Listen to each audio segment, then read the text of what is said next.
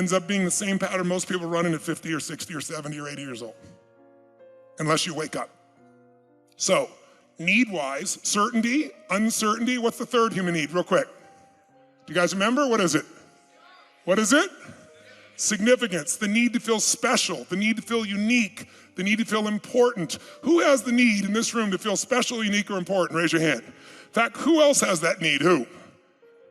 What about the person that says, I don't want to feel special, I don't need that? Thou protest too much.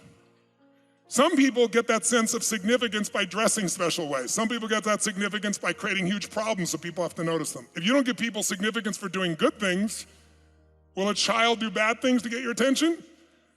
Adults are still big children emotionally. You can get significance by doing something really special. You can get significance by doing something really horrific. Is it true?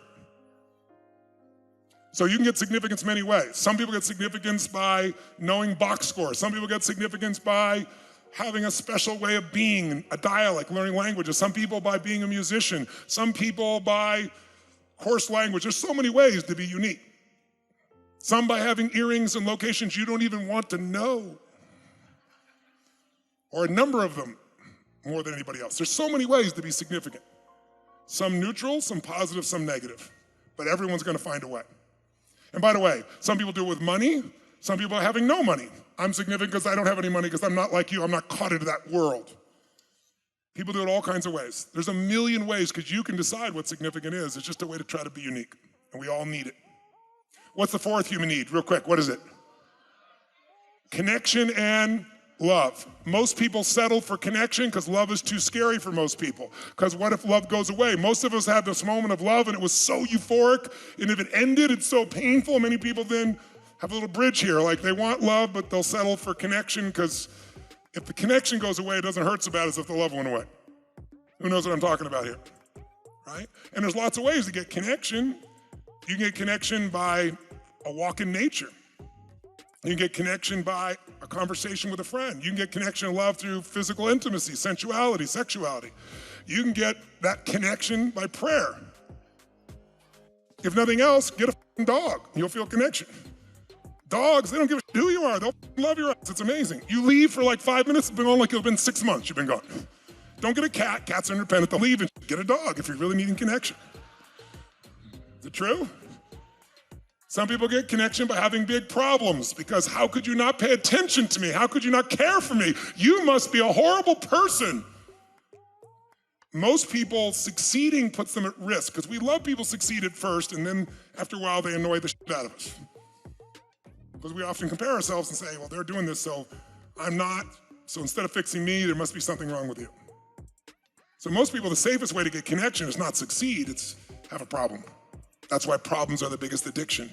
They give us an excuse to say, it's not that I'm not enough and I'm not worthy of love, it's just I have this ADHD. It's just that I had this past. It's just that I didn't have the education. It's just that I was abused.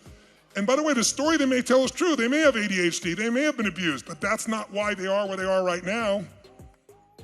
That's the story they use so they can not face their fear. So the first basic needs, certainty, uncertainty or variety, significance and love, just so everybody remembers, those are the basic needs.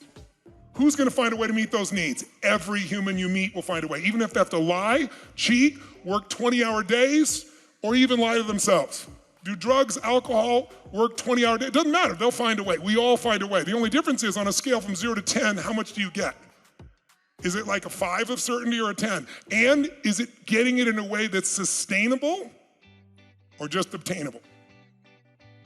If I said lose 50 pounds by tomorrow morning, Gary, and I have $50 million I'm putting over here in an escrow account for you, we're gonna weigh you now, 24 hours later, if you lost 50 pounds, you got 50 million.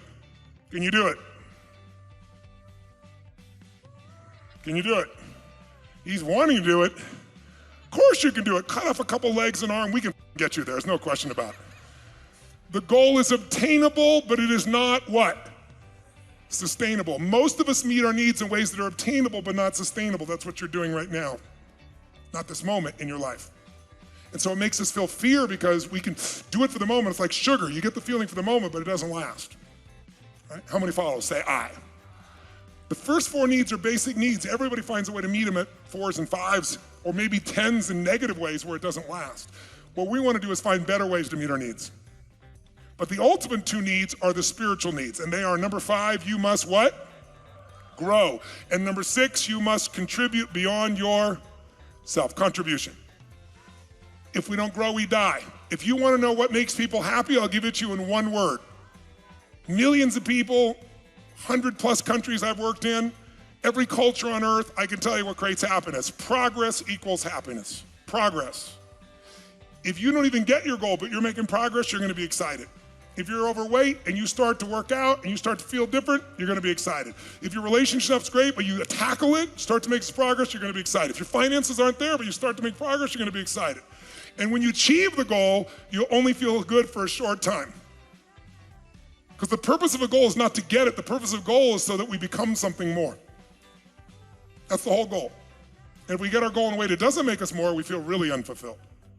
That's why one goal's done, you go after the other, because it's not the goal, it's the progress, it's the growth.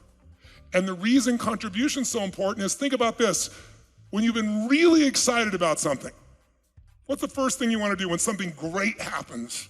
What's the first thing you want to tell me quick? How many want to share it with somebody you care about, right? Why? Because when you share it, it magnifies. You can only feel so much yourself. So growth and contribution are the ultimate spiritual goals. They're what fulfill us. The first 4 will keep us alive and okay. Everybody meets the first 4. The only question is, are you doing it in a way that's obtainable or sustainable? And the real question is, which of these 6 are the top 2 for you? The Tony Robbins Podcast is directed and hosted by Tony Robbins. Anna York is our editorial director and occasional host. Our executive producer is Carrie Song. Jamie Carvajal and Adriel De La Torre are our digital editors. Special thanks to Mary Buckheit and Diane Adcock for their creative review.